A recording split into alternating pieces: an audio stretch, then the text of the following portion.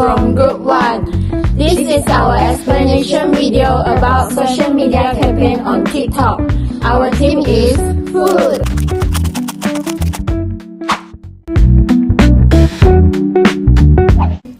Starting with reading from chapters 3 and 4, I use in our first tutorial. First, for chapter 3, I use the concept explanation. I use of the 9-16 configuration instead of the traditional 16-9 or 4-3 in my entire tutorial, which is optimized for mobile viewing on platforms like TikTok. A well-chosen explanation can make the program more prominent and engaging, ensuring that it fits well within the screen space and captures the viewer's attention effectively. Second, I use cross-out for mobile viewing. I include cross-out shots to highlight the texture and details of the chips. Cross-outs are particularly effective on small screens as they provide more clarity and focus than large screens, enhancing the viewer's overall experience. Next, for chapter 4, first I use motion vectors to amplify action. I use fast movements such as pouring chips into a bowl to create strong motion vectors. This movement guides the viewer's attention and convey energy and direction, making our video more dynamic. Second, I use the concept figure-ground relationship. I make sure to clearly separate the main subject, such as the hands and chips, from the background, which helps viewers easily identify what is important and the focal point in each frame. Last, I use the concept psychological closure. In the closing shot, I arrange the potato chips to form the number 7. The viewer sees the chips arranged in the shape of a 7 and immediately fills in the meaning, without needing any further explanation.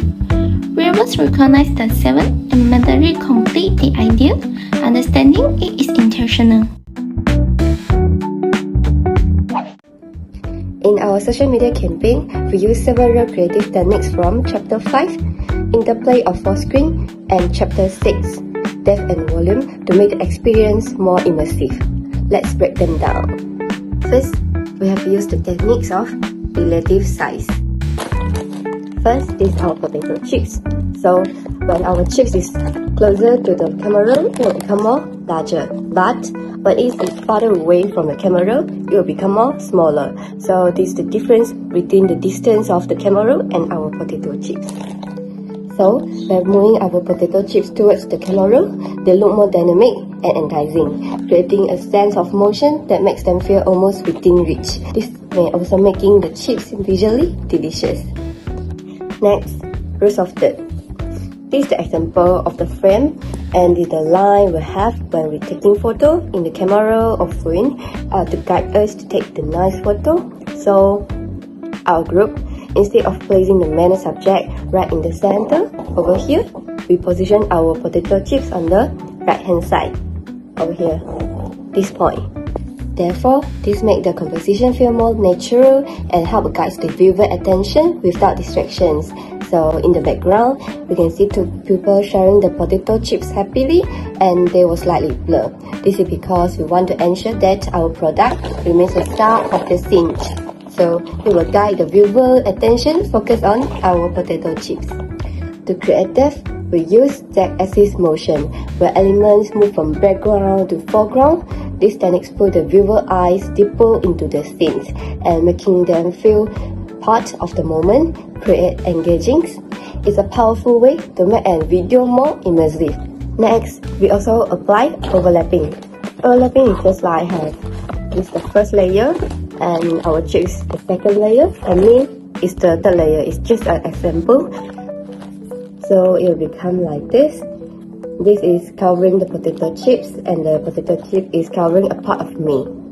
It will become overlapping. So where multiple packages of potato chips are layered at different depths, this technique adds dimension to the frame, so making the visual composition feel richer and more engaging. It also helps emphasize that our potato chips provide multiple flavors for our audience.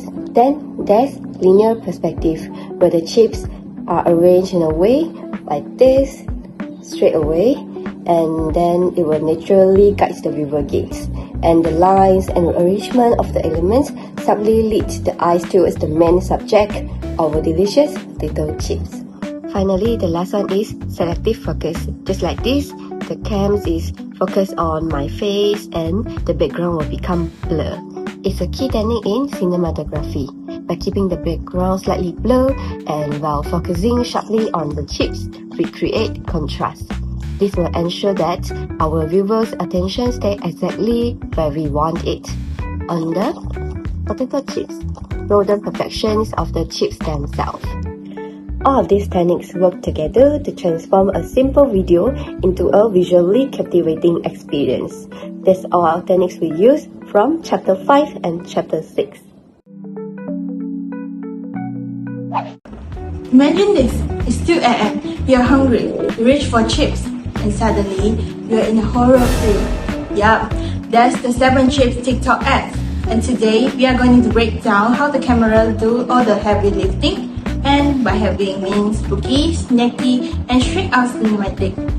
It's basically this, where camera sees how stuff arrange in frame, and how we, the audience, get emotional manipulated into thinking a bag of chips is haunted. And I love it. Now, the camera follow her, not beside her, not in front of her, behind her.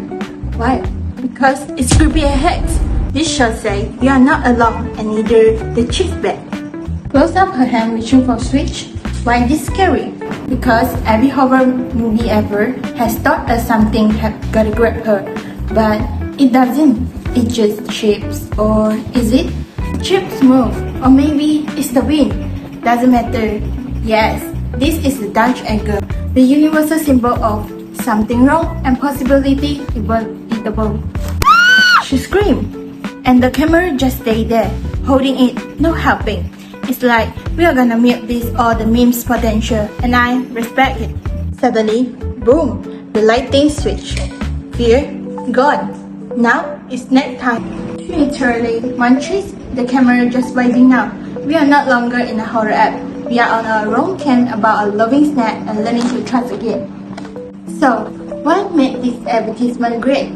It's not just the chips, it's how the camera tells a story. Wide, along, zoom in, suspense, tilt, drama, bright comedy. Close up equal to meme potential. 7-Chips advertisement, a snack tactics masterclass in screen space visualizations. Hey, I just watched your 7-Chips video. That was insane.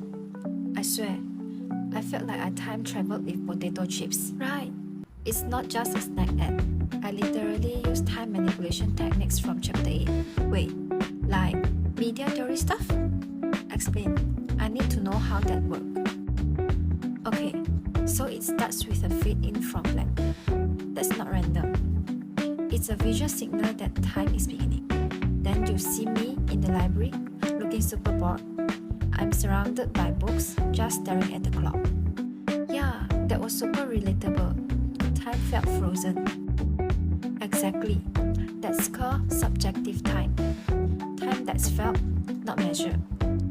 I'm not doing anything excited, so emotionally, time is dragging. In Chapter 8, they call that a vertical time factor. When we are emotionally deep in the moment, it distorts how we feel time passing. Then you eat the chip, and it goes slow-mo. That part was dramatic. Yup, that's experience intensity. I use slow motion and a close-up to emphasize how powerful the flavor hit was. Chapter 8 says the more emotionally intense an experience is, the slower time feels. So slowing it down shows how that one bite changes everything for me. Honestly, I could almost taste it. Then the watch just starts spinning, and suddenly it's like time flies. Boom! That's what we call constructed time. I didn't shoot real-time action. I just made time fast forward using visuals, like the spinning clock and quick cuts. Chapter 8 explained that constructed time is when editors build the feeling of time passing through post-production. It's not real, but it feels real. And then, everything fades out, and suddenly we're in full ad mode. Colors, chips flying, flavor names everywhere. Exactly. The fade out is another editing transition that signals a shift in time and tone. We leave the story and enter a new space, the product world. I saw chips moving left and right, flavors popping up in the corners, every can's popping up, like 1, 2, 3, 4. Yup, that part doesn't directly use a chapter 8 technique, but it's more about visual rhythm and sequence. I arranged the chips and cans in progressive steps, from 1 to 13 chips, then 1 to 4 cans. You could say it's an implied time progression, almost like a visual time lapse, even though it's made from static images. It gives the feeling of growth over time. So, you didn't actually show you getting completely lost in time? No. I didn't include a scene showing full immersion or a 0 point in time like chapter 8 describes. I also didn't film anything in real time. It was all edited time, especially the fast forward part. Okay, so let me get this straight. You use subjective time when you're bored, experience intensity during the slow mo by, constructed time with the fast forward clock, and editing cues like fades to switch between story and product parts. Exactly. All of it's based on how we experience time emotionally and visually. That's chapter 8 in action, just with a side of chips. Hey, you literally make time taste better. That's the power of 7-chips. Hey, have you ever watched my TikTok video? My TikTok video basically talk about technique in chapter 9, which is sound. So let's see what technique that I have used in my TikTok video. So now, I'd like to talk about the technique that I use in my background music. The video starts with soft ambient music to set a calm, curious thought, almost like a search for something. When 7 chips appear, the music shifts to an upbeat rhythm. This change reflects excitement and discovery, using sound and cast to mark a key moment. It tells the audience this is where the flavor and story really begins. Each time the screen is enlarged on screen, I match it with a bold, distinct sound like a crunch or pop. See that?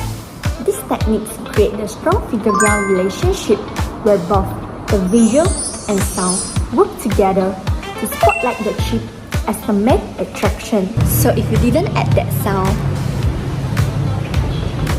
it hurt like quite boring, right? I also play with magnetism of the frame, but in sound, by panning sound from the left to right and using special echo, I guided the audience attention across the visual frame using aural vectors. For example, chips flying across screen is accompanied by a swoosh pan sound, pulling the ear and the eyes along with it.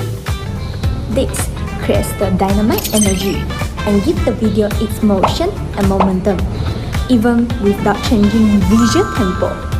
Hey, it's me again. So, after I have watched my explanation video, did you find that after adding the technique of sound, the whole video become more interesting? So, go and try now! Thanks for watching 7-chips, the chips you can enjoy everywhere, every day. Bye!